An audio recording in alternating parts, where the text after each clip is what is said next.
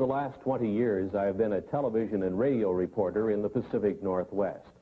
And during that period of time, I have passed along to the public hundreds of news stories from all portions of the world about the UFOs, the unidentified flying objects, the flying saucers. I have seen UFOs, but in all of those news stories, I've detected one missing fact, one incredible, glaring omission. Not one world public agency or scientific group has even offered a partial solution to this most amazing mystery of all time. No public authority has told us who are the overlords of the UFO, and why are they here, right now, at this time. There is no Air Force defending any portion of this planet that can truthfully deny that the following documented incidents did take place and that similar incidents are taking place almost every day somewhere in the world. In the southeastern United States, military aircraft have disappeared, and UFOs have been connected with those disappearances. Near Pascagoula, Mississippi, 2 shipyard workers were taken aboard a UFO and given physical examinations. In 1976, in Kentucky, 3 women were taken aboard a UFO and terrorized while the humanoid crewman of the UFO gave them physical examinations. In Wyoming, in 1975, an oil exploration foreman, while elk hunting, was picked up by a UFO along with the elk and was medically examined and returned to the elk hunting area by the UFO crewman. In Arizona, in 1975, while working in open country, Travis Walton was zapped away for 5 days and kept aboard a UFO. A few weeks previously, near Alamogordo, New Mexico, a member of the U.S. military was examined by the humanoid crewman of a UFO.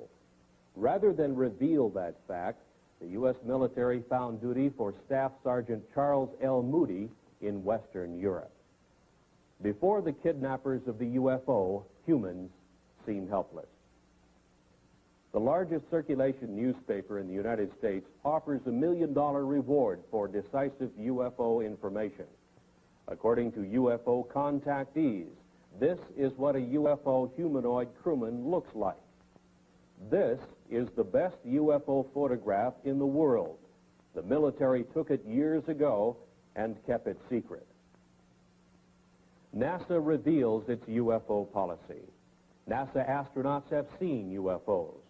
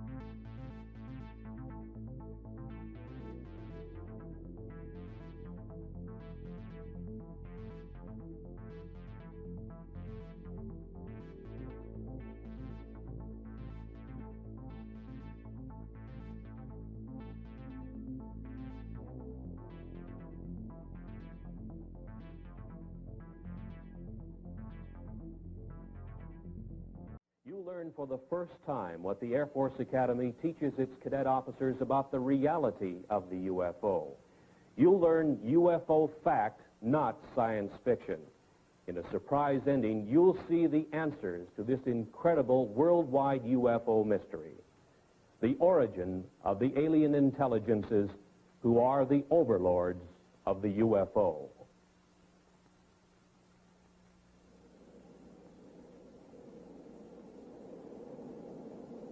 You know, Captain, I keep thinking about a real problem, and it's bugging me. What's that? Well, remember the TWA case when Captain Schemmel dived under a UFO and about a dozen passengers got hurt? Boy, I sure do, yeah. Ever think of what that would be like on a 747? Well, I've thought about it, but I don't talk about it too much. Well, we got 300 or 400 passengers and 20 stews moved around the cabin. Most of the passengers don't keep their seat belts fastened. Now, if a big UFO came on a collision course, and with a 747 cruising at over 600 miles an hour, we'd have just a couple of seconds to take an evasive action of some sort, a dive or a zoom. 300 people would be smashed around and a lot of them hurt. Some could be even killed. You couldn't tell what would happen in that cabin. Probably panic. Well, panic at the least, but you know, even if you got control and got down okay, the airlines couldn't hide a thing like that.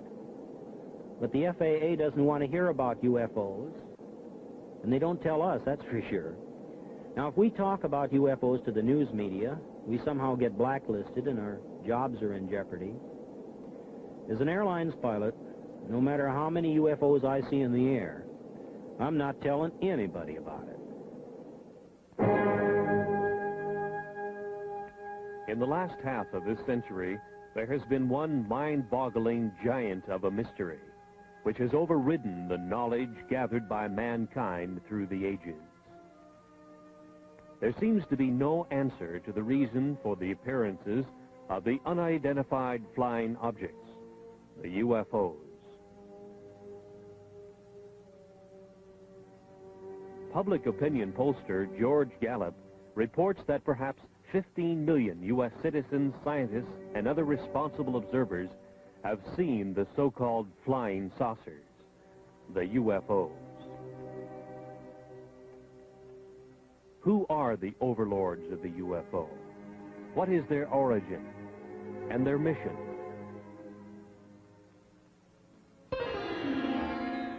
On July 31st, 1952, in the Italian Alps north of Milan, engineer Gianpietro Mangusi took these pictures of the landing of a UFO on the rough ice of the Churchill Glacier.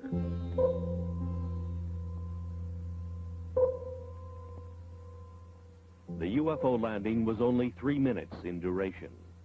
A humanoid in some kind of space suit with equipment on his back emerged from the UFO, walked partway around it, and then re-entered. And Mangusi had the pictures to prove it.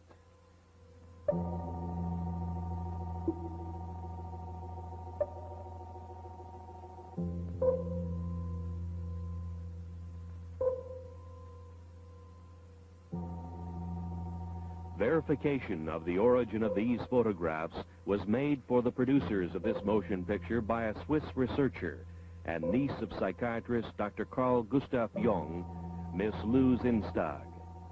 Since that time, world newspapers have made note of UFO stories in all degrees, from casual mention to news of an all-out UFO invasion. The mental health of UFO observers was questioned. From 1951, another photograph of a UFO from Riverside, California, showing the very significant bell-shaped configuration with 3 spheres projecting from its underside. This is the most familiar type of UFO and has been seen and photographed worldwide by UFO researchers. Who are the alien intelligences behind this type of space travel device? Are the UFOs friend or foe?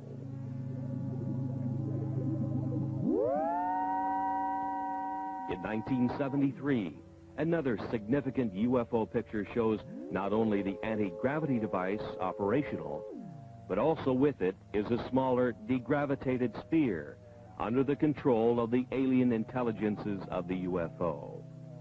Who are the overlords of the UFO?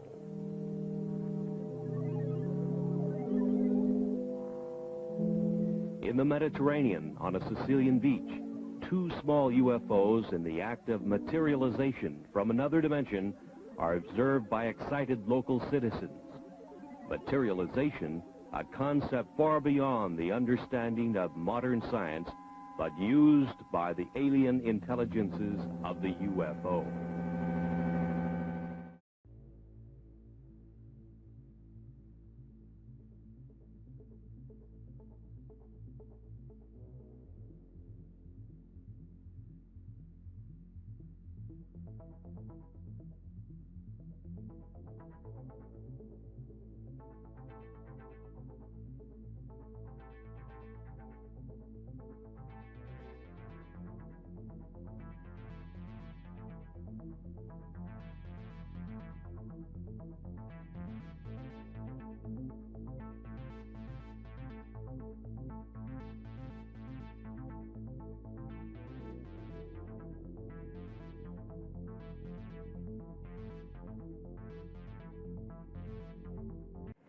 A PhD in biochemistry on the faculty of the University of Oregon in Eugene took this picture of a UFO in the act of materialization from another dimension.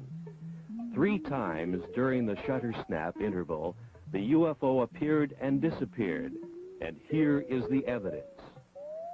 The scientist, fearful of the scorn of his fellows, kept his name secret. He had no desire to investigate one of the most incredible events of the science of the coming 21st century, to which he had been witness and to which he had photographic evidence.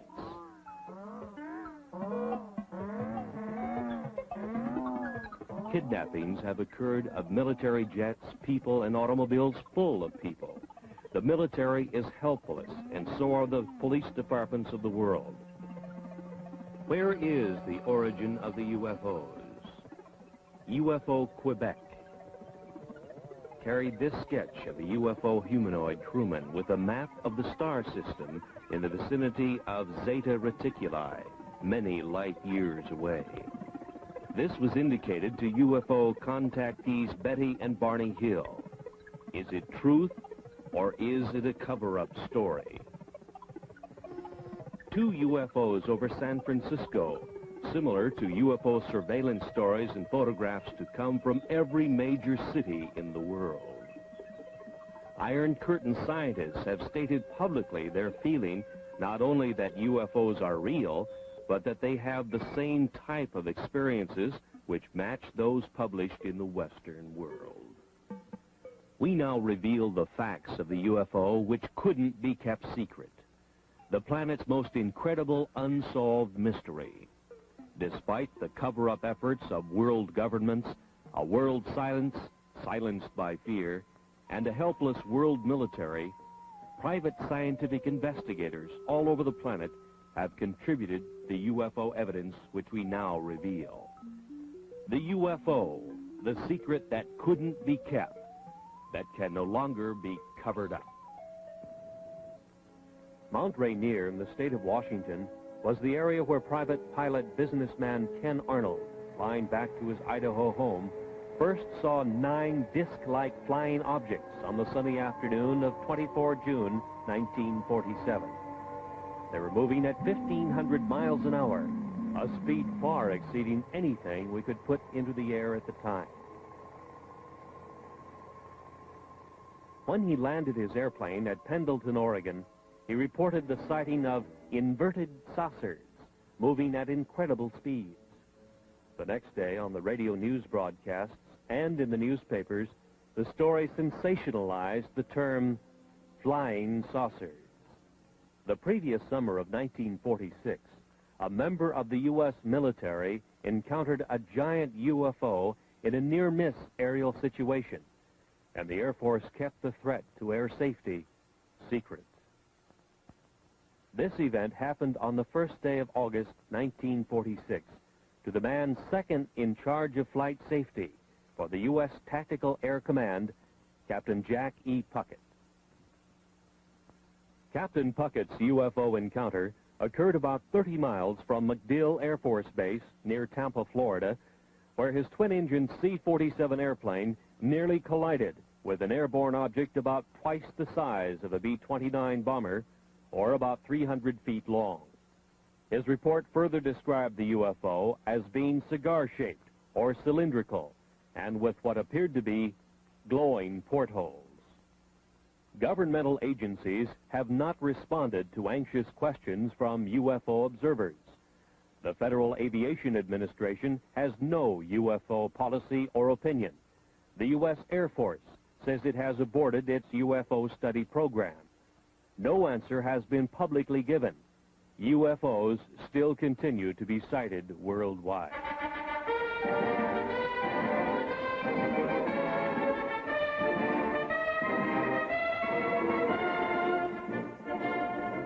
At the U.S. Air Force Academy in Colorado Springs, the cadets in training will become the officers who will police our airspace for the next crucial decades. While in the air, in the most complex airborne machines that our engineering science can design, they will encounter the far more sophisticated UFO, which worldwide research has now shown can disable the most reliable electrical and electronic systems of an airplane. The course of instruction at the U.S. Air Force Academy must contain some reliable information concerning the reality of the UFO. Of all government agencies questioned, the most responsive answer to that question has come from the Department of Physics at the Air Force Academy in a letter from its former director, Colonel Anthony J. Maione, who says in part, "In this text, an expanded section on UFOs and extraterrestrial life is included. The section attempts to provide a hopefully unbiased summary of UFO information and concludes, the best thing to do is to keep an open and skeptical mind and not take an extreme position on any side of the question." To further expand on the background we hope our graduates will have, we invited and had Dr. Stanton Friedman visit with us last April.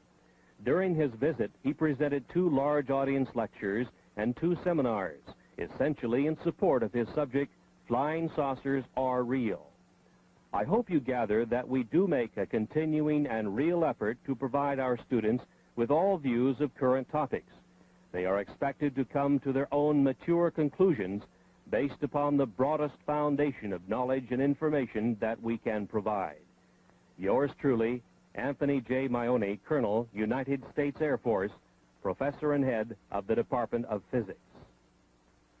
He tells of the text, Introductory Space Science, and reveals exactly what the cadets at the Academy are being taught about UFOs today.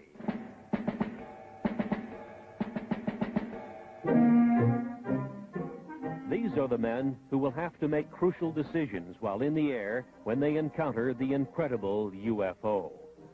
In the past, officers of the air forces of the world were given no instruction or any preparation whatsoever for this mind-chilling experience when they meet the spacecraft of the overlords of the UFO face to face. Nor have our astronauts been given proper instruction.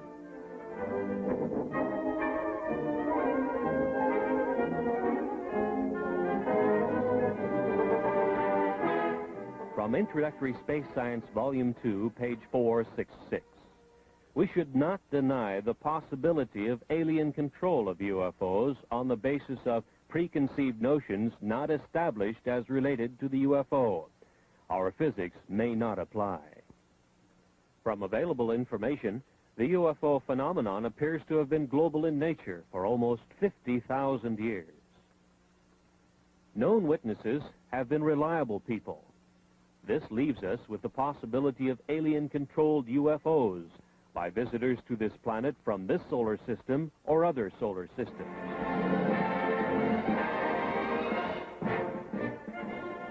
The existence of at least 3 or possibly 4 different groups of aliens, possibly at different stages of development, which implies the existence of intelligent life on the planets in our solar system, or a surprisingly strong interest in Earth by members of other solar systems, the Air Force Academy text admonishes its officers in training to keep an open mind on the baffling subject of unidentified flying objects.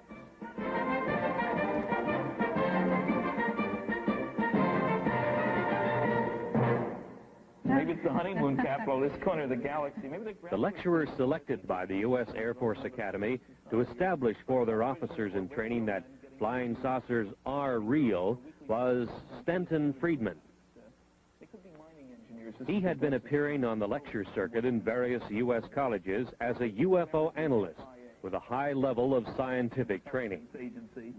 Friedman's academic background includes a bachelor's and master's degree in nuclear physics from the University of Chicago. His employment background included much high-level work in space science in the area of fusion rocket research and nuclear-powered aircraft.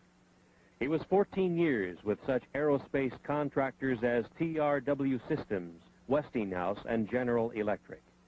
He says UFOs are the most challenging scientific problem of this or any other age. He made the following statements in public in Seattle, Washington, the home of one of the world's largest aerospace manufacturers, Boeing. The government has never really said what it's been credited as saying, that there are no flying saucers. They really word their press releases very carefully. The press takes it that last step. I think every government in the world has 3 major problems along these lines with regard to UFOs. One, they'd like themselves to figure out how it works, because it makes a great weapons delivery system. It makes anything worth flying look pretty naive by comparison. 2, you'd want to make sure that the other guy doesn't figure out how to duplicate their behavior, because then you have a defense problem. If he's got something that flies like these things, we got a problem because we can't handle it. And 3, perhaps most important, a kind of philosophical political problem. As soon as it becomes obvious to the people on the planet and widely accepted that flying saucers are real and from off the Earth, there's going to be a push for a view of man as earthlings, the people on this planet. Instead of I'm an American or Russian or Chinese, I'm an earthling. There is no government that wants its citizens to owe their primary allegiance to the planet as opposed to the country. Nobody wants to give up their power. And you know, all these jokes about take me to your leader, that's wishful thinking. What's funny about those is that there is no leader to be taken to. There's nobody who speaks for planet Earth. So there are enormous political problems with anybody saying, yes, there's somebody out there and he's coming here and he doesn't want to talk to me as a representative of the planet. How do we choose who speaks for the planet? I don't know.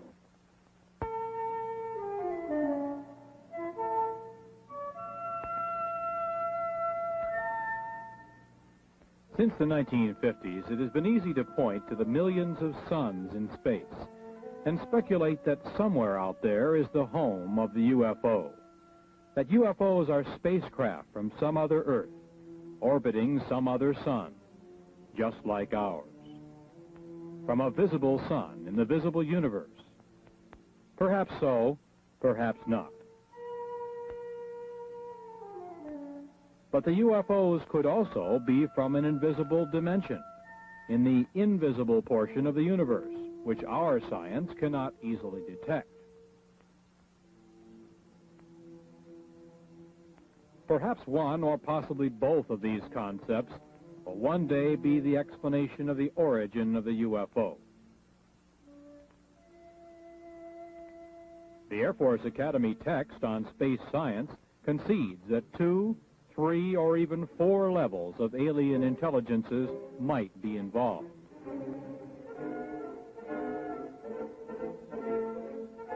NASA at the Johnson Space Flight Center near Houston, Texas, only concerns itself with the visible universe, with aerospace contracts administering the manufacturing of visible metal vehicles, making visibly televised trips in the Earth-Moon area, and with probes within the solar system by unmanned devices.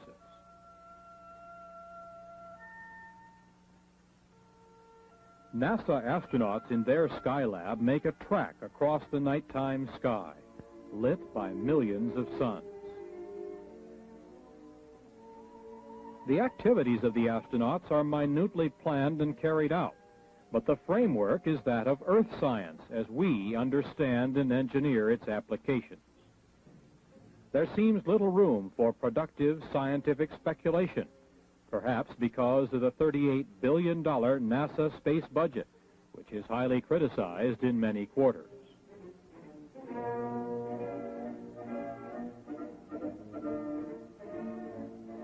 It is difficult to explain why the planners of NASA's space program would refuse to admit the spacecraft capabilities of the alien intelligences who built this device, first seen over the Korean battle area in 1952 and photographed by the U.S. military.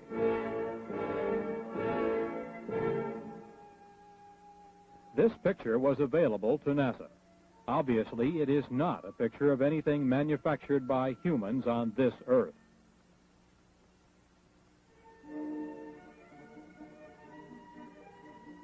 It was classified then and now as an unidentified flying object, a UFO. Can we now identify it? Is this actual photographic evidence that proves that alien intelligences use a spacecraft like this to travel from their dimension to our reality? Is a Watergate-type scientific cover-up involved? Let's now examine that possibility.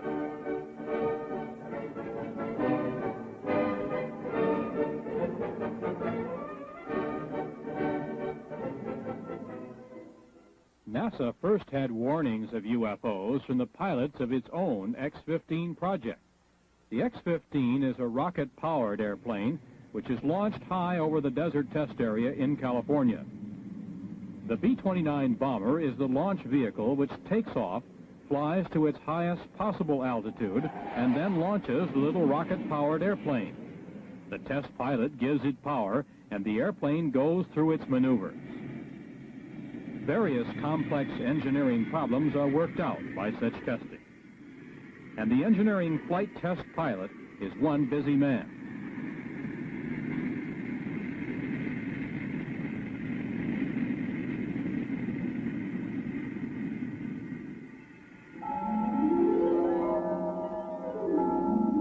But on May 30th, 1962, test pilot Joe Walton photographed 5 disc-like objects from the X-15 rocket test airplane. The UFOs were very similar to the disc-like objects seen over Mount Rainier 15 years earlier by Ken Arnold. NASA made no public mention of what the discs were, their origin, or any scientific speculation whatsoever about this observance of their X-15 project by intelligences of the UFO. On July 17th of that same year, this time at an altitude of about 58 miles, test pilot Bob White noted that he had UFO company and photographed unexplained objects even closer to his X-15. Across the nation, news headlines state that 26 astronauts have seen and photographed UFOs. The public is puzzled by NASA's silence on the subject. The producers of this motion picture were answered on 2 occasions by high public affairs administrators of NASA, who stated, "It's not in our charter to investigate the UFO."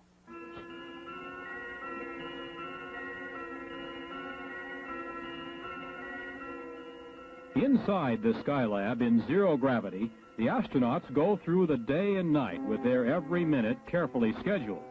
The scientific experiments are in almost every instance planned, not to open new areas of the unknown in cosmic science, but to reinforce the ideas we already hold regarding the reality of the universe. planners have left no time or leeway in which the UFO can be postulated, thought about, or examined. Certainly, few startling public announcements have been made of any new discoveries during space missions. No new theories have been advanced. Astronaut Jack Lausma in Skylab 3 saw a glowing red object making its way across the field of his vision. He photographed it from his little planetoid in space, the NASA Skylab. It could have been explained as a meteor glowing red in space, except that there is no atmosphere in space whose friction could heat a meteor to a red glow. Was it a UFO observing Skylab? NASA remains silent.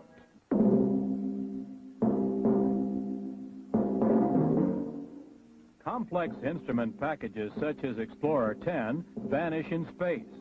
Launched on the 25th of March, 1961, it disappeared, although its life expectancy was over 100 years.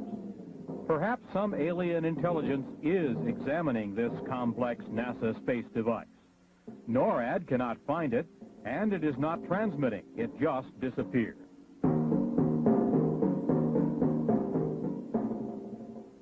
What is the photographic evidence that UFOs are watching our every space move? Why is it so hard for the project managers of NASA to accept the reality of the UFO? Is there a high-level scientific cover-up? And if so, why? Governments are charged with upholding the law, and no law on Earth is more basic than the law of gravity. No wonder the obvious anti-gravity capability of the UFO makes governments uncomfortable. Bravely, some astronauts have stated that they believe in the reality of the UFO and the capability of the UFO to defy gravity, while our giant rockets consume enormous amounts of fuel, putting a simple space capsule or Skylab in orbit. In the dark blue of space, in silence orbiting the Earth, the Skylab is the planetoid home of its crew. The crew is like the NASA test pilots in the X-15, busily occupied and concerned with the scientific work outlined for them by their NASA masters. Life support in Earth orbit is a scientific victory in itself and a major achievement for Earthlings. But outside alien intelligences are again observing the progress of man from Earth. 2 UFOs are photographed by an astronaut during a spacewalk. The hatch is open. The astronaut is working his problem. Again, 2 UFOs flit by. Just moving lights, something that could be easily ignored unless we obtained other pictures and other explanations. Actual pictures which could identify the UFO as a solid object with a mission and under intelligent control. One of the most remarkable instances of UFO photography took place in 1968, here above the Boeing Space Laboratory, south of Renton, Washington. Several photographs were taken of a UFO by then 14-year-old Scott Silty. It showed its anti-gravity capabilities as it hovered over the center in 2 locations. His efforts produced probably the only detailed shots of a UFO materializing to show configuration and portholes. His junior high school instructor, Jim Holm, was given the negatives to develop. Holm said he didn't know what to expect, but became a believer when he saw what the young Silty had apparently captured on film. When they came in that morning and they said, hey, we got the pictures we were talking about, naturally, you know, junior high students, you're a little bit reluctant to believe everything they say. But then, you know, as things proceeded, what happened was I developed the pictures, and we know the results now. What is your impression of what that object is? I'm always hesitant, but I would have to say that believing the students and the type of students they were, it almost definitely had to be some type of a flying object. Right out there. Right. And it's a little eerie. The thing that shook me up at first is I was reluctant to believe them. And when I printed or developed the film, I really couldn't see that much, but I was shocked. I have to admit, I was shocked when I put it in the enlarger, and through the enlarger I could see a great deal more of what the object looked like. Like the portholes.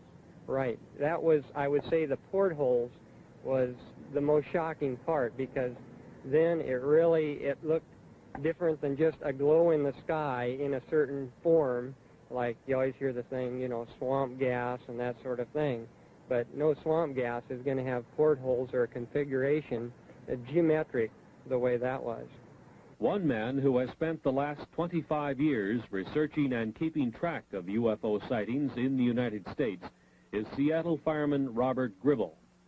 He has spent his spare time gathering all data possible that will help him keep track of when and where they take place. The pins on this map indicate sightings in the U.S. for just 1 year. Over the past quarter century, he has come to some conclusions based on the number of sightings he has recorded. We have received and recorded some 30,000 sightings since 1955. Have you noticed any particular patterns that develop in pinpointing the UFO sightings on these maps? No, we have found no marked pattern, although we do believe that they are following two procedures. One, a surveillance of the land areas, a very close surveillance, and a close surveillance of the people, and it seems to fluctuate from one to the other. Now, through all these years of research, you must have drawn some conclusions about what they are, what the UFOs are. Well, we firmly believe that what the people are seeing in those objects which we have classified as unknown are actually vehicles not manufactured on this planet. How can you draw that conclusion? How do you know? Well, the vehicles have been seen in the United States, and there are good records of this for the last 200 years, and actually the records go back into history for some 3,000 years. The same things that were seen then are being seen today. We understand that there are several hot spots in the United States, UFO sighting areas, and one of them happens to be in the southwestern United States in Utah. There have been a tremendous amount of sightings in the southwest over the years, with a very large concentration in the Utah area.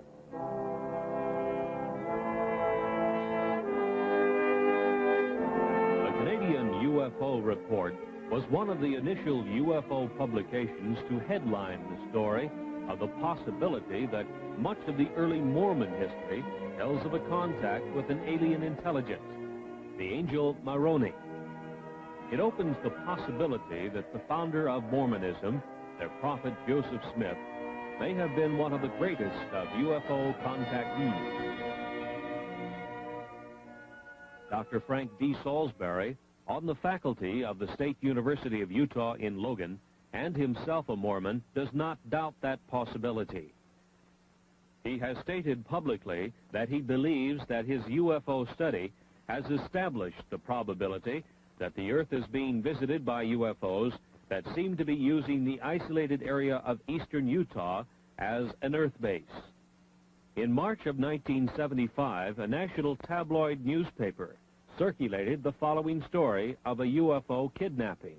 The producers of this motion picture interviewed Carl Higdon, who furnished the artist's conception of the android crewman from the UFO who kidnapped him and took him aboard the UFO to elsewhere. Higdon was given a physical examination in a tower by a huge TV-like eye, rejected, and was returned to the elk hunting area in Wyoming, where he was picked up.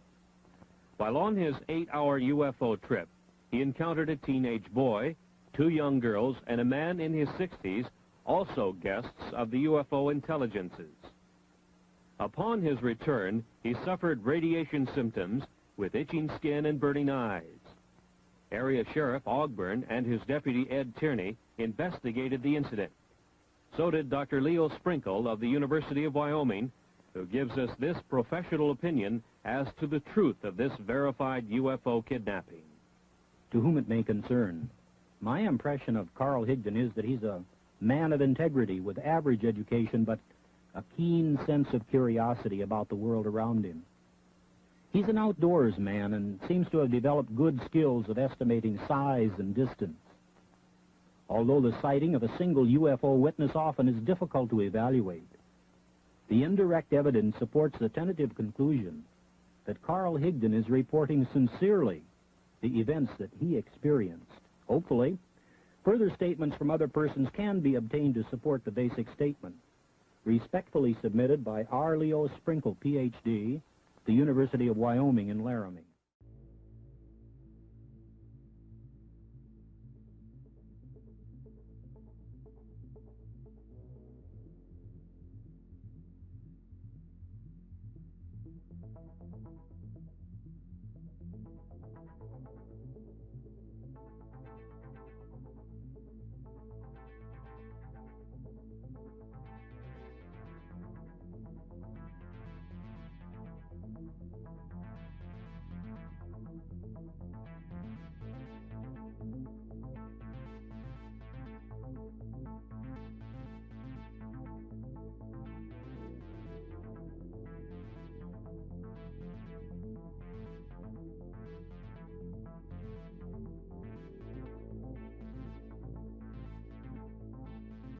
The Rocky Mountain area of Utah, Arizona, and New Mexico reached a high level in the November, December, and January period of 1975 and 76, with police departments reporting large cigar-shaped UFOs and other UFO types of spacecraft hovering for days at a time over cities in this area. 5 witnesses working in the open country around Snowflake and Holbrook in northeast Arizona had the most incredible personal UFO experience story to tell and passed lie detector tests in their telling of it before police and psychiatrist witnesses. 22-year-old Travis Walton suddenly disappeared one morning as the group was working in the open country. Dwayne Smith, Kenneth Peterson, Alan Dalis, Mike Rogers, and John Golette were involved in the significant UFO kidnapping incident in which a greenish-blue light originating from a UFO overhead zapped Travis Walton into an invisible dimension from which he returned 5 days later. His brother tells of the incident.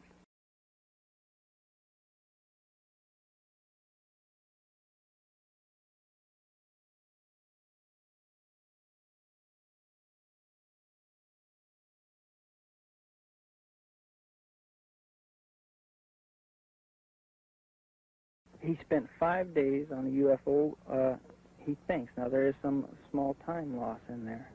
But for all intent and purposes, he spent 5 days on there. He did come in contact with some beings that are human-like, but they weren't human. And he had quite an experience. He said he doesn't remember anything about a blue light in the first encounter last Wednesday. The blue light that they saw, he said, at that instant, felt like he got hit in the forehead with a baseball bat, and it knocked him out. And he woke up. He was aboard one of the craft. And they never spoke to him. They led him around by the hand. They wouldn't talk to him. They showed him this and that. And when they let him off, he woke up. Did he say they were friendly creatures? Smiled all the time, friendly, never harmed him.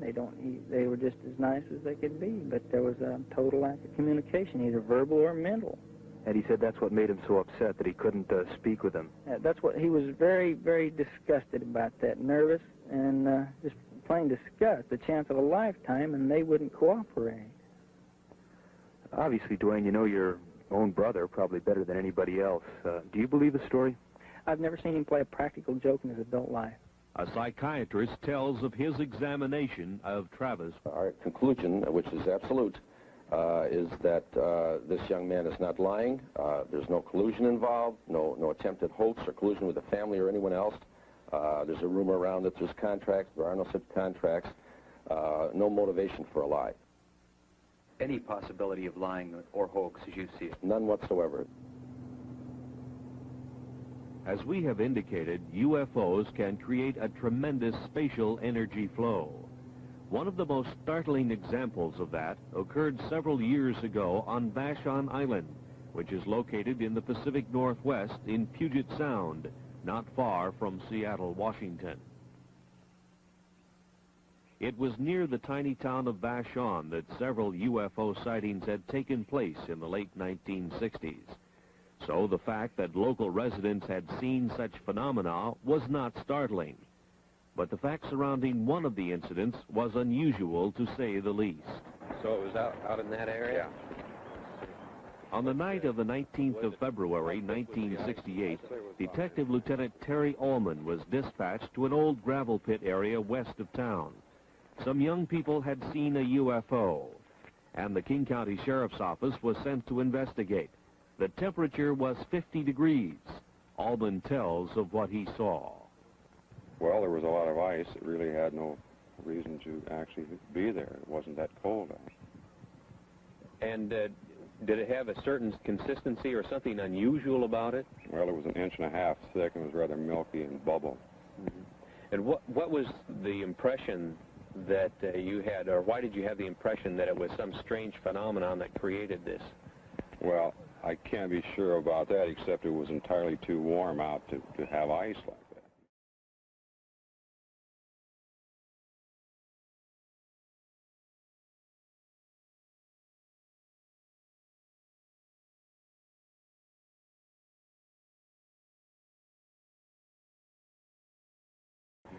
One of the other officers had responded to a UFO call at that same location the night before.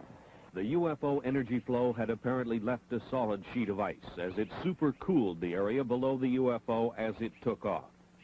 At the freezing temperature of 32 degrees, it would take some 113 hours to freeze the pond 50 feet in diameter with a sheet of ice 2 inches thick, and the weather had not been that cold. The UFO did it. Because of official concealment, denials, and just plain ordinary bureaucratic cover-up during the 1950s and 60s, many cases of UFOs establishing themselves as a menace to commercial airlines' safety of flight had been concealed. One night, 10 of 85 passengers aboard an American Airlines commercial flight were injured when their pilot, Captain Ed Bachner, took evasive action to avoid a UFO encounter. It happened to flight number 966 on the night of 17 July 1957 on a flight from El Paso to Dallas, just 50 miles east of El Paso over Salt Flats, Texas. The UFO continued along the Gulf Coast to Gulfport, Mississippi, where it turned north. Traffic control radar tracked the UFO, and the military was alerted.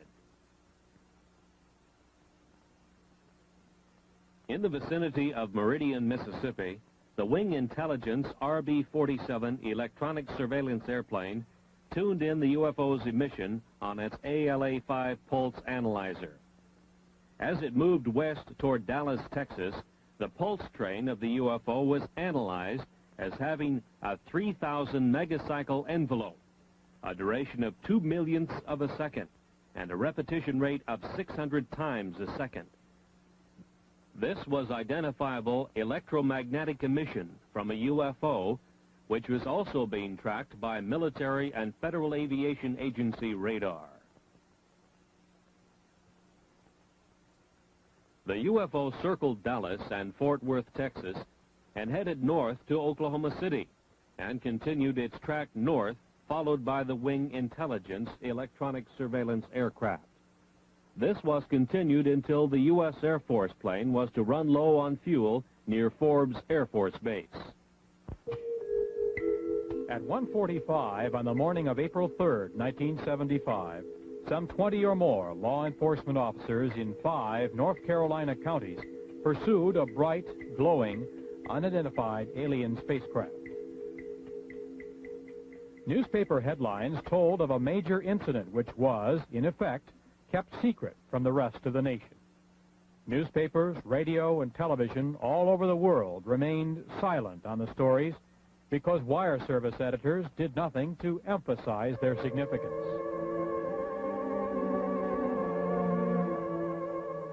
From police descriptions, the artist has been able to draw the lighted V-shaped UFO which appeared.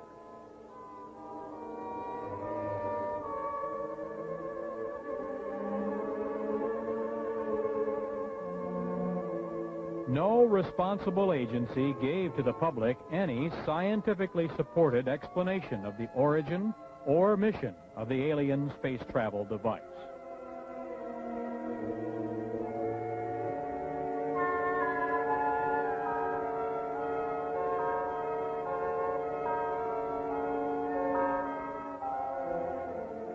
The story was much the same 2.5 years earlier in Pascagoula, Mississippi.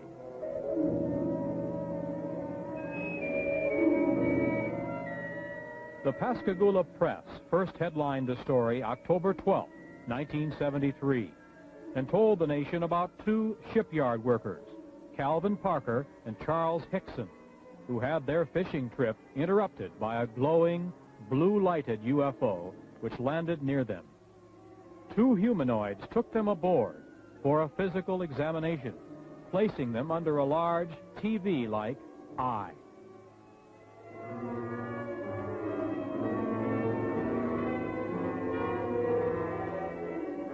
Scientists were quoted as saying that the UFO report was true. NASA was supposed to probe, but didn't. Federal agencies were asked to investigate, but didn't.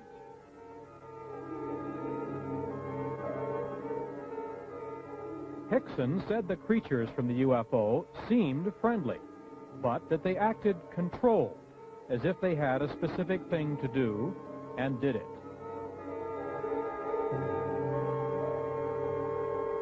They were about 5 feet high, pale and ghost-like, with crab-like hands and rounded feet. As Hickson and Parker were taken aboard, they suddenly began to float on air, became weightless, and totally helpless.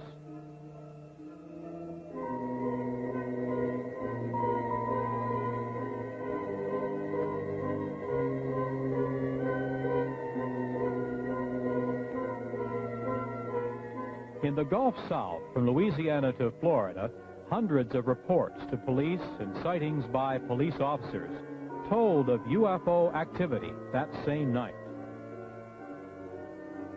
No government agency concerned itself with this UFO kidnapping publicly. Luckily, Hickson and Parker were returned. But what of the kidnapped victims of the UFO intelligences who are not returned?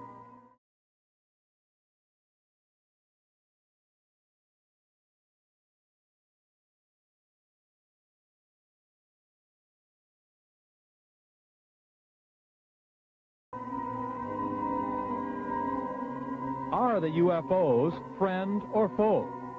Or are they conducting a project in which humans become nothing more than guinea pigs? This is serious speculation. Kidnapped victims seem to end up on a missing persons list, and no agency on Earth can locate them. The alien intelligences of the UFO are from somewhere, either in our dimension or from another dimension, which is difficult for anyone to detect. Misunderstanding the complete dominance of man by the UFO intelligences led the city fathers of Ocean Springs on the Gulf Coast to seriously decide to solve the problem by passing a law prohibiting the landing of UFOs in that area. Alderman William F. Dale, Jr. thought the local police should be able to handle it. It almost became a law, but the mayor of Ocean Springs, Tom Stennis, broke the tie vote. He said, "Let's make them welcome." As yet, no world governmental agency has demonstrated the power either to make UFOs welcome or to combat their landings and possible kidnappings. It's obvious that humans are helpless.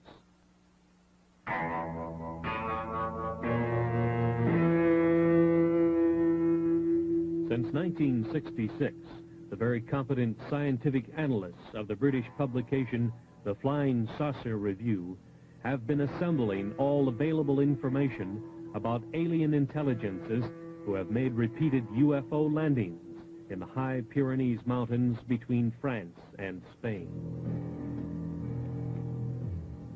So have the defense authorities of both nations.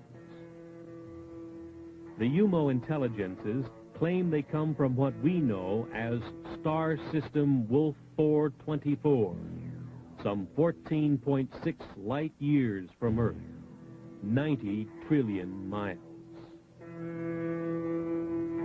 Near their home planet, their UFO space travel device enters a black hole in space. A giant energy whirlpool vortex which hurls their spacecraft into another dimension in which time hardly exists.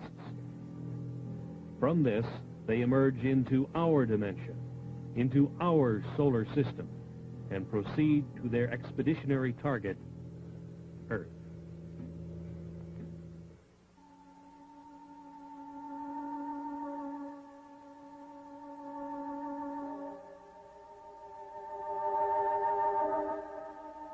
Later, the UMOs were to tell the European investigators that the universe was at least a 10-dimension unity. Perhaps even more, they were not certain. But they knew of and used at least 10 dimensions of reality. Each reality was separate from each of the others. Each of the 10 realities had its own rules of energy manipulation.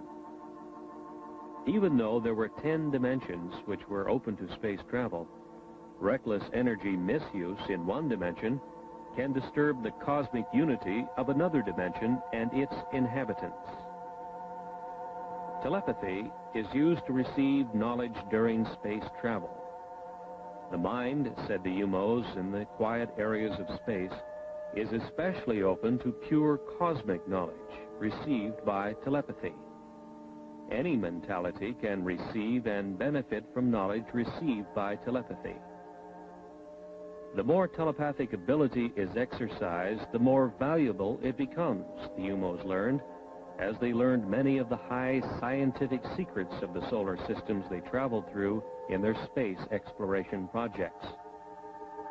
Target Earth was to be another of their cosmic projects. The UMOs first learned of the planet Earth, with inhabitants of some intelligence, in the Earth year 1950. They landed and left 8 of their males and females in the area which had high mountains between France and Spain. Since that time, they have studied the new planet and the method of mental understanding used by its inhabitants. They found Earth science could not account for cosmic beings like themselves. They have carefully made themselves known to certain people of France and Spain, about 30 in all.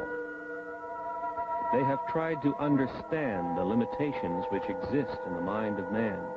They find human knowledge inadequate and much inferior to the cosmic understanding, which permits space voyages between the UMO position in the universe and the Earth.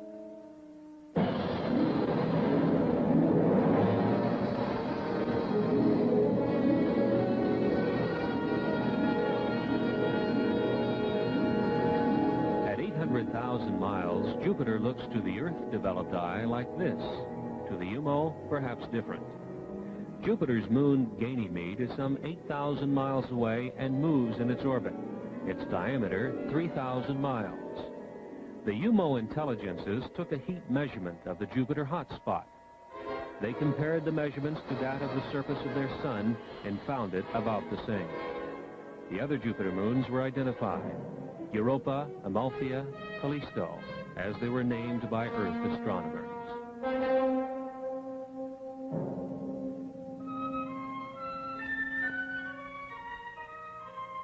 The spacecraft continued to the next solar system checkpoint, also at the same time slowing its rate of travel.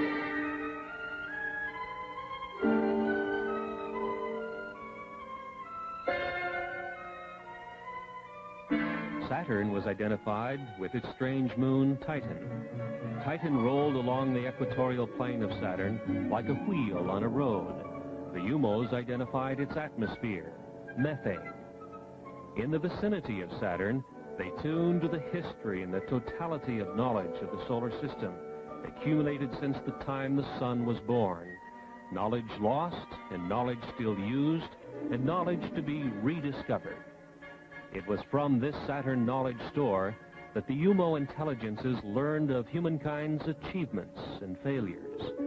They learned, too, of the state of development of the plant and animal life and all details of Earth and the other planets. They continued their journey past Saturn, its bright rings shining a dark space blue in the Titan sky.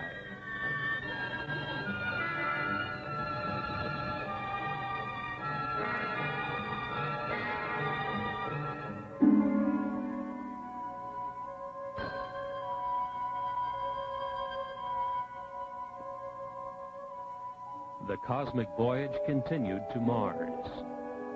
A close look at Mars revealed snow at the base of its mountains of Mitchell. On Mars, with its thin atmosphere and low water vapor content, the snow behaves differently than on mountain peaks on Earth.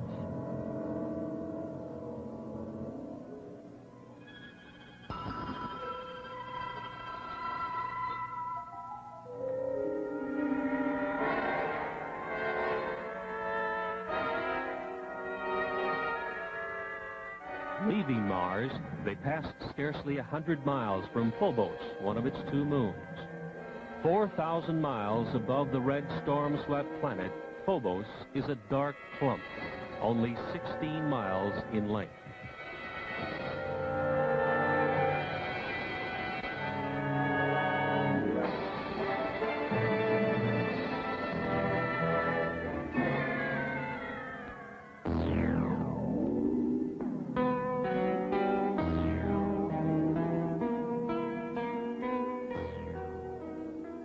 The final checkpoint of the cosmic voyage brought a strange and beautiful sight. Their project destination, Earth, was eclipsing its own sun, and they passed over the Earth's moon just beneath. They had come nearly 90 trillion miles, 14.6 light years. Elapsed Earth time, just about 7 months.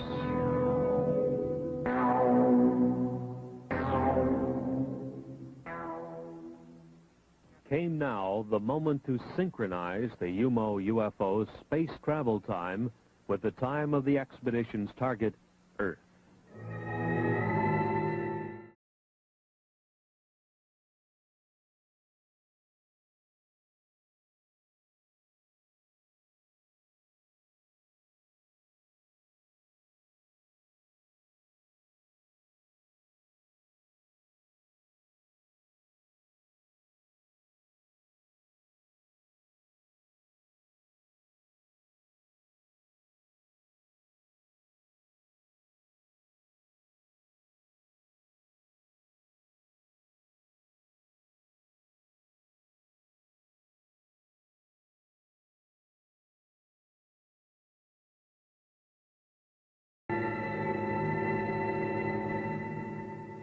By telepathic means, the UMO alien intelligences claim to have notified some 20 selected Earth people of various responsible backgrounds to expect the UMO UFO.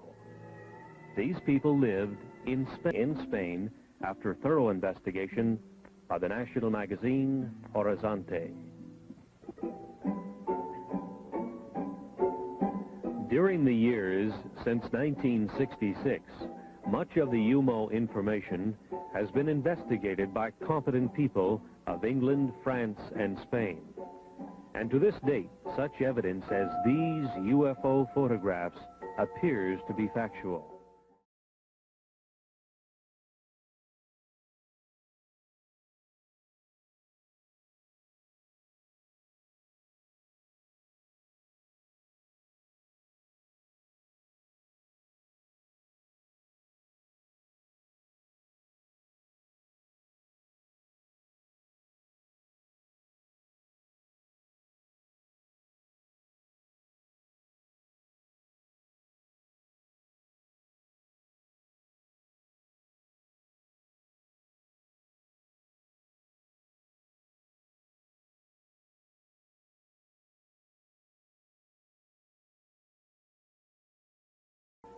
Dr. Claude Poer, Director of Scientific Programs in the French Center for Spatial Studies, stated publicly, that a 2-year investigation resulted in staggering confirmation of statements made by the non-earthly intelligences.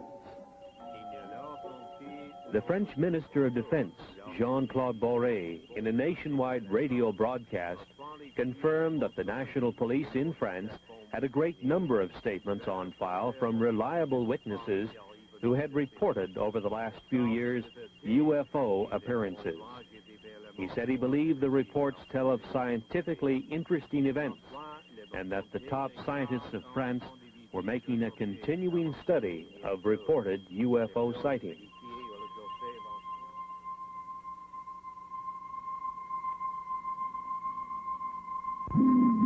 From those files comes this photograph of a UFO taken at night as it was tracked across France. This is known as the Valençol UFO. The device is emitting brilliantly colored radiation and seems solid. If so, it is obviously capable of defying gravity. The French defense minister says that this type of appearance is being studied seriously by French science. Not so in the United States, where even the anti-gravity capability of the UFO is being ignored by official science.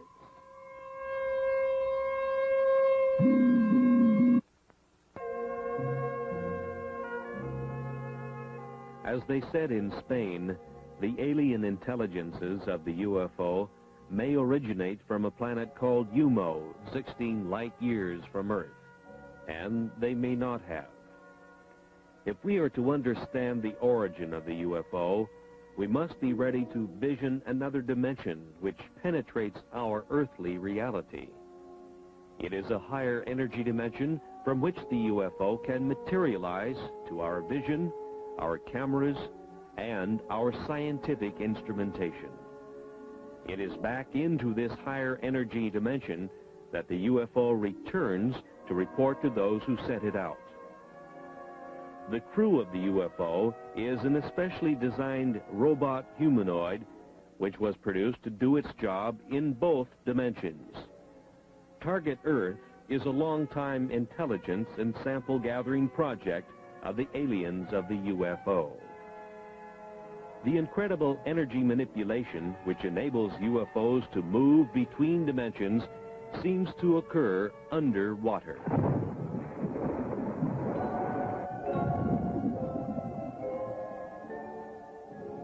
The Puerto Rican Deep, which extends 30,000 feet under the sea, is one such area.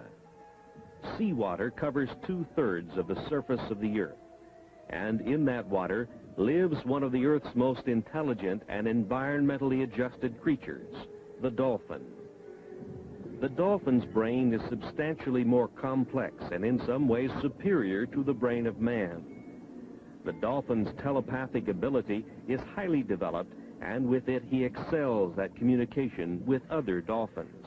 Today, the Canadian-edited UFO report and other such publications are the only other mediums which have carried stories which have filled the Venezuelan newspapers and tell of UFOs which emerge from under the sea off Puerto Rico and continue to the U.S., South America, and Europe. Undersea disturbances of a major nature have occurred in this area for many years. The National Oceanic and Atmospheric Administration's NOAA satellite had communications blacked out many times as it passed over the area, some 800 miles up in its orbit, reported Dr. Wayne Messigian of Longwood College in Farmville, Virginia. In 1945, the U.S. Navy lost 5 torpedo bombers and a large 4-motored flying boat searching for the lost Navy pilots. Commercial and private airplane pilots have seen their aircraft under this strange influence lose instrumentation and electrical control. Airlines issue denials and pilots are afraid to talk in public because of fear for their jobs. In March of 1973, a series of events near Caracas, Venezuela, a few hundred miles to the south, established what may be a link between the very deep ocean areas of the Caribbean and the UFO. On March 22nd, hundreds of people witnessed a pair of flying objects trailing blue smoke as they approached from out of the sea and then hung motionless near the Caracas airport. Then, with a shrieking sound and a burst of orange flame, separated and vanished, one to the east and one to the west. For the next 9 days, UFOs rose out of the sea, hung in the air, remained motionless, and in various manners cavorted over the metropolitan city of Caracas, Venezuela. The Caracas newspaper, Ultimas Noticias, carried the UFO stories and reached the conclusion that thousands of its readers are now convinced that by evidence of their own eyes, UFOs have an undersea base in the Caribbean. UFO traffic into and out of the sea was seen by hundreds of witnesses. Other water areas have also been the site of UFO traffic. Teleportation occurs in the vicinity of a UFO. In May 1968, a well-known Buenos Aires attorney, Dr. Gerardo Vidal, and his wife and children, in a Peugeot 403, were teleported 4,100 miles by a UFO and put down near Mexico City unharmed. This Ford was teleported hundreds of miles in South Africa because it was near to a UFO which degravitated it and transported it, says the Flying Saucer Review. The aliens of the UFO are energy manipulators of a very advanced nature, far beyond our science. In the search for the method of communication with alien intelligences of space, such as the Overlords of the UFO, some of the most significant work in the world has been done by Dr. L.G. Lawrence, president of the Ecola Institute of San Bernardino, California, a research foundation. Dr. Lawrence is one of the world authorities on the use of biological sensors, such as that of the friendly laboratory philodendron, which senses the pain of Dr. Lawrence. As he purposely burns his thumb on his hot pipe bowl, the biological sensor, the plant, reacts with a squiggle of recognition of Dr. Lawrence's pain on the laboratory instrumentation. This is known as the Baxter effect. Dr. Lawrence developed his 3-ton stellatron for sensing biological messages which might be running free in the universe. He sets it up in remote areas, and it is shielded from all electromagnetic radiation, such as all radio and TV radiation, for instance. It can be influenced only by the etheric or bioplasmic pulses that influence plant and animal life. On October 29, 1971, and again in April 1972, on the Mojave Desert in California, intelligent communication from the direction of Ursa Major was received. One star of that system we know is the North Star.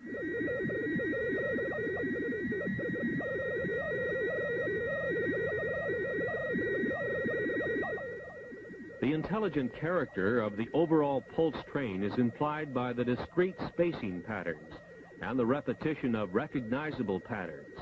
Again, for the first time in public, you now hear the modulated signals, a message as yet undeciphered, which originate in outer space. This has been brought to you by special permission of Dr. Lawrence, and it is a scientific first.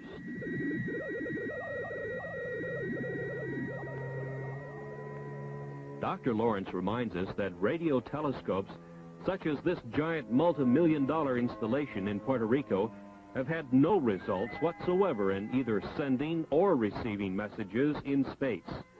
Radio telescopes seem useless in receiving cosmic messages, probably because they are looking and listening to the wrong possible sources.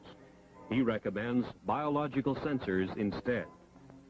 His low-cost equipment has resulted in a tape recording of interstellar communication, and it is on file with the Smithsonian Institution in Washington, D.C. There is perhaps no more convincing witness to the UFO than the world-famous Israeli psychic Uri Geller, whose mind-boggling extrasensory powers have baffled millions of people all over the world. Geller believes that his powers are not unique to him, but are instead proof that energies exist in many different ways than those now known to science. Later, we will see Geller demonstrate his bioenergy powers before a live audience. Geller leaves little doubt about his feelings on the subject of UFOs. Let me tell you, I've never seen an extraterrestrial being in my life. I wish I will, and I know I will one day. You know, so maybe they're even around us, and we don't even know. Maybe they look like people. But I have seen UFOs. But other people, I'm sure if I'll ask who saw a UFO here, some of you will raise your hands up because they exist. I shot pictures. As a matter of fact, I had a fight with my publisher because I wanted to publish the picture of the UFOs that I took in the book, and he said no because it cannot be, it will be against your credibility. And I did it in the end because I'm not going to back away from the truth. I once seen, 1 minute. I once drove in the Sinai Desert. Do we have another minute? Yeah, go ahead. I once drove in the Sinai Desert, and believe me, with a high colonel and his driver, me and a doctor, and suddenly, in mid-air, in Sinai Desert, it's clear, it was 5 o'clock in the afternoon, we saw this huge object that looked like a cigar shape hanging in mid-air. And let me tell you, it was as big as 3 New York blocks, and it was dark. It didn't look like a flying saucer. It looked like a cigar shape. And I was shocked. And immediately, I get goosebumps when I talk about it. I told the driver, please, look what, and the colonel. And you know what? They didn't see it. And they said, what are you looking at? I said, my God, can't you see that thing in the sky? They couldn't see it. So I think sometimes, what is really going on? Is it really implanted in my mind? Is it really not out there and only, or is it there and only the people who believe in it can see it? I don't know. There are questions that I can't answer myself. Some call him a magician. Others call him a sorcerer. Some even call him a messiah. But whatever they call him, the world has never seen anyone quite like Uri Geller. So when Geller recently toured the United States, it was no wonder the crowds turned out to greet him, to witness his powers, and to line up for autographs on the cover of his new book. They stood in line because they had just witnessed an extraordinary sight. Hundreds brought with them broken watches and clocks, many of which hadn't run for years. Then they sat back and watched the bioenergy of Uri Geller go to work. You can see that the second hand, can the camera show the second hand? That'd be a tough shot, I think. I don't know how to show it, that it's not working, but tell me if you... Well, whatever, Watches it's not, that he is working with. He's got a whole huge handful. How many there? Maybe 10. I don't know. Let's go. This is what I want you all to do now, and I know it looks silly. I'm going to shout 1, 2, 3, and all of us are going to shout work. I mean, we're really loud and really talk to these watches because that's the way it works. 1, 2, 3, work!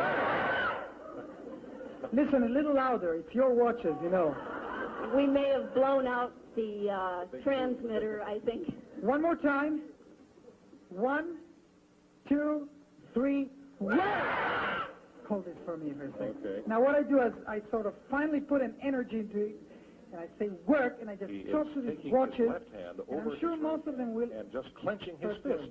He's clenching his fist over and over, just above the watches. It's working. This is working. It is. Okay, here's a watch that's working. Another one is working. Hand them to me, and I'll try and identify the watch. It's a very ornate. This is also working. Jewelry bracelet watch is working. It's working. The second hand is sweeping along on this. It's working. It's working. Here's another one. Working. This is a Timex. Here's a Seiko watch that is working. Thank you. Goodbye. Now wait a minute.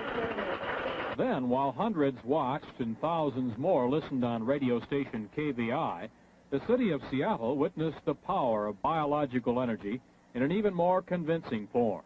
This is what I want you to do. I'm holding these keys in my hand very, very gently.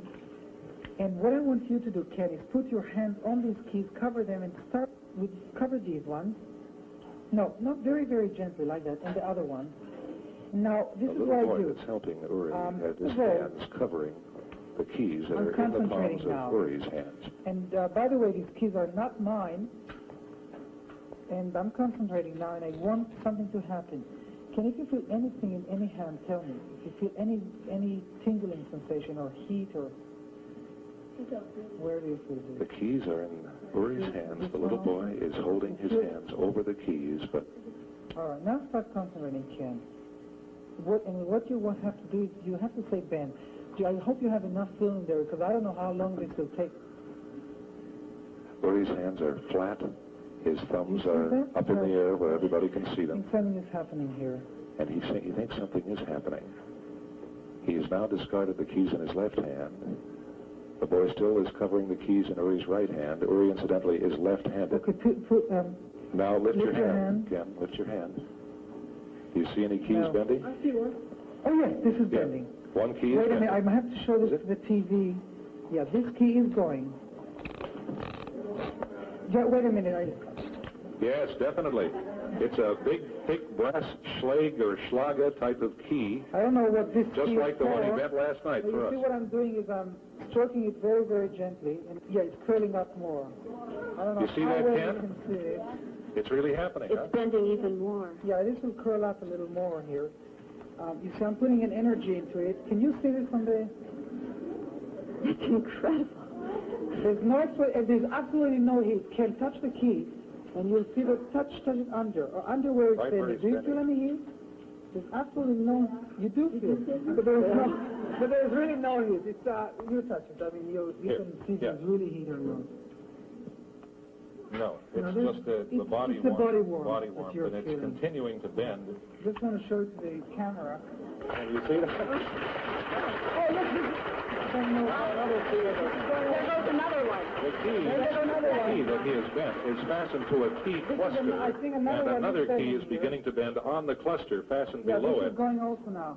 But let me just start to everybody because the TV camera is so... To back up the biological energy demonstration, Geller called on others in the audience to check for keys which may also have responded to the presence of Geller's energy.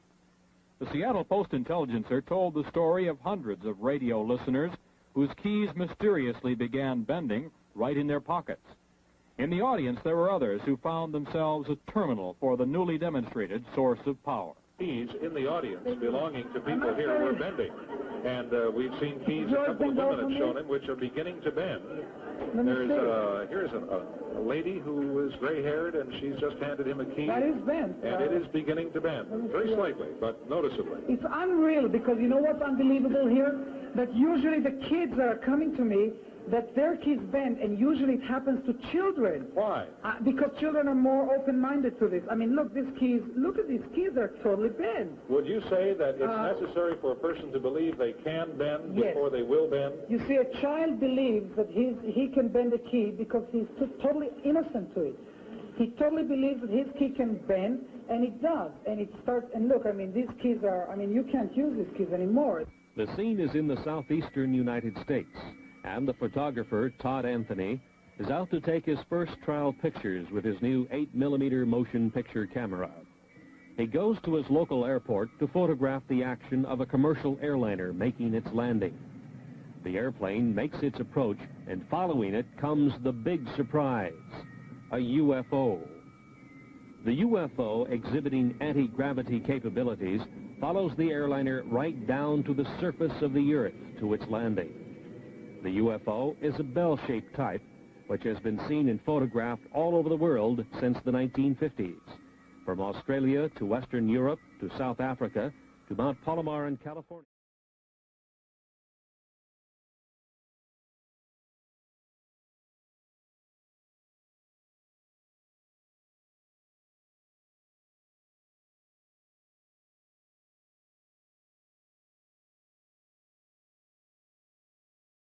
Where George Adamski made excellent still pictures, all with the same bell-shaped configuration with 3 spheres on the bottom. There are some very significant things about this UFO type. Under the bell-shaped hull are 3 spheres. It is these globes which, when excited by a high energy level, cause the UFO to become immune to gravity. At this point, the UFO begins to take on a glow. At a higher state of excitation, it is ready to move into its home dimension, a dimension which is not light years away, but right here, interpenetrating our reality. A significant amount of scientific research evidence now seems to confirm the amazing fact that UFOs such as this are interdimensional spacecraft.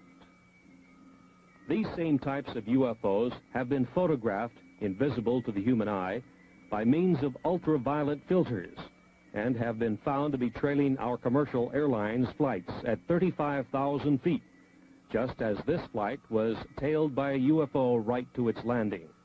This time, it was visible. We have presented evidence that many times commercial flights near a UFO have lost electrical control and their aircraft instrumentation. Pilots have confirmed this fact. Passengers have been injured as pilots have taken evasive action when surprised by a UFO which, to them, seemed to be on a collision course. Yet no world scientific agency or government group has seriously studied the problems of UFO encounters, or kidnappings, or losses of aircraft due to the UFO. Is the UFO mystery truly a scientific Watergate, an incredible and dangerous cover-up?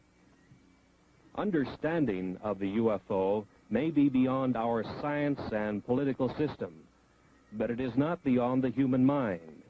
The alien intelligences of the UFO and the human earthlings are all common inhabitants of the cosmic energy intelligence continuum.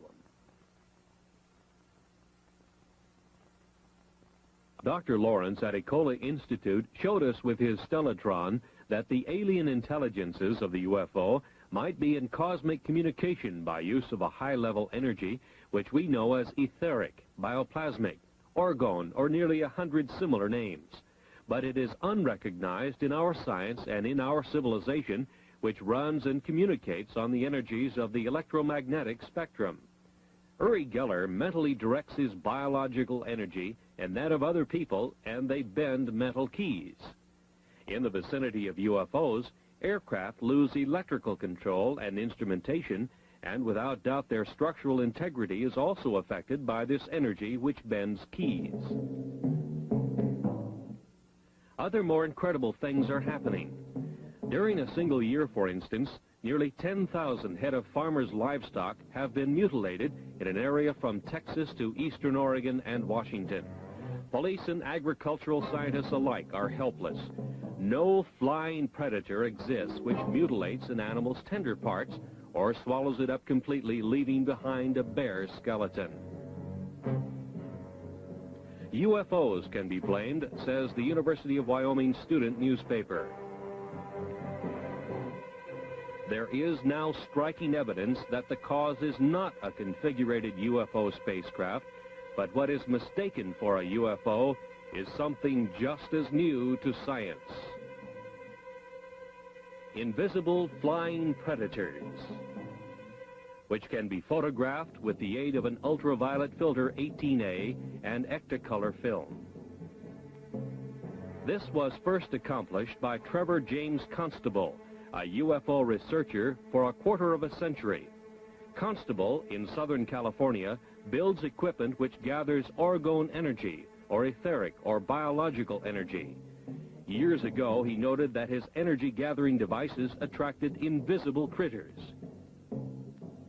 He also photographed them at 35,000 feet through an ultraviolet filter near a commercial jet. They were invisible to the pilot. This is an artist's drawing by Don Dixon of one of the frames of the research camera's film showing the invisible flying critter. Apparently, the predator sought by farmers and county sheriffs nationwide is the animal killer. The invisible flying predator. There seems no other explanation of what has happened to the thousands of mutilated animals.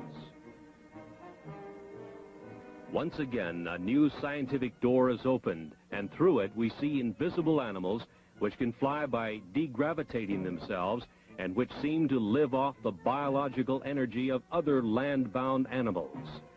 They may or may not have any connection with the spacecraft UFOs, but it seems they have been mistaken for configurated UFOs with their humanoid crewmen, bound on their separate mission of the study of the Earth's inhabitants by means of kidnappings and sample gathering of Earthman's devices.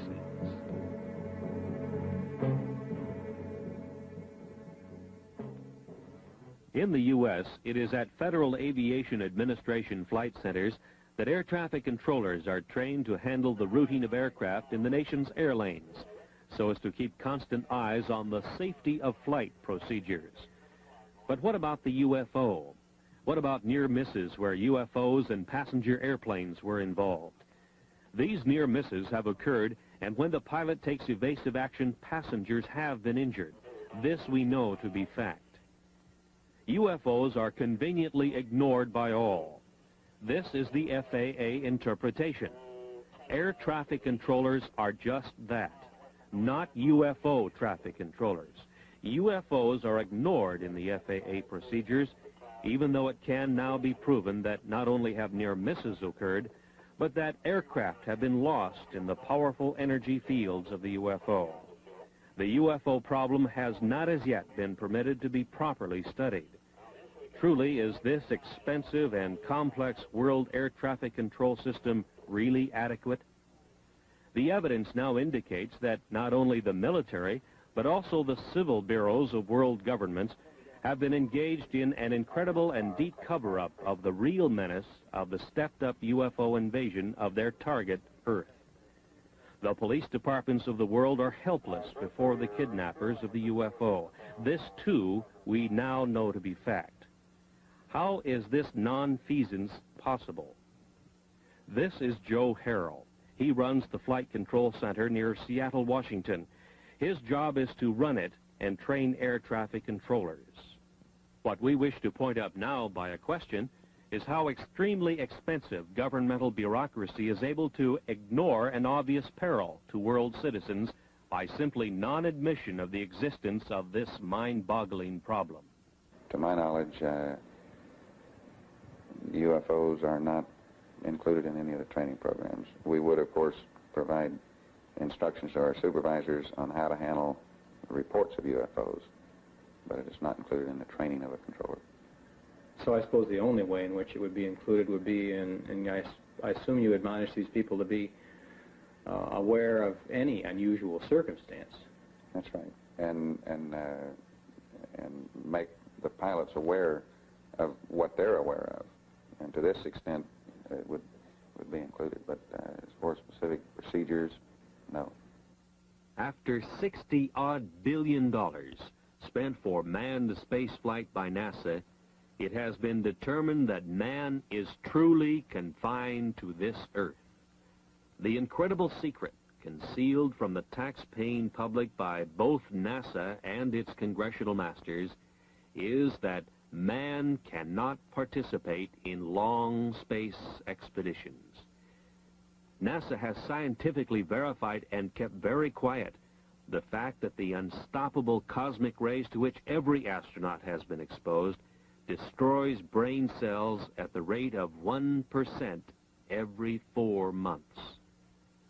Since the neurons of the adult human brain do not reproduce, a space expedition represents irreparable brain damage and would reduce the crew to idiots in even the 8 years it would take to go to the nearest sun and return. NASA claims that the 13% loss of neurons would equal the brain damage sustained by an alcoholic, but NASA does not allow for increased intensity of cosmic ray bombardment as the astronaut moves in space. NASA must now admit that man cannot travel far in space because of significant brain damage which he will undergo. The main building of a graduate university of advanced study in Switzerland near Basel is Das Goetheanum, acclaimed by architectural students and professional architects as being a space shape of striking originality. Das Goetheanum was founded in the early 1900s by Dr. Rudolf Steiner, whose philosophy of science deals with the influence of alien cosmic intelligences on the human mind. Dr. Steiner was a highly trained scientist and clairvoyant who could see to a higher etheric energy dimension. He could see a view of cosmic reality which is denied to normal human vision. In some 6,000 lectures attended by the best minds of Europe, he made his observations known to those who would profit from this higher knowledge. This information is now available. Knowledge, the key to the secrets of the universe. Man's pursuit of the mystery surrounding the UFO and the Etherians continues. And although many books have been written about the subject, the best available information is speculation. So what we have offered you is the best available speculation. 2 questions. First, who are the Etherians? Notwithstanding their similarity to man, the Etherians' body is different from man's. They live in their own dimension, so we see only their servants, the humanoids.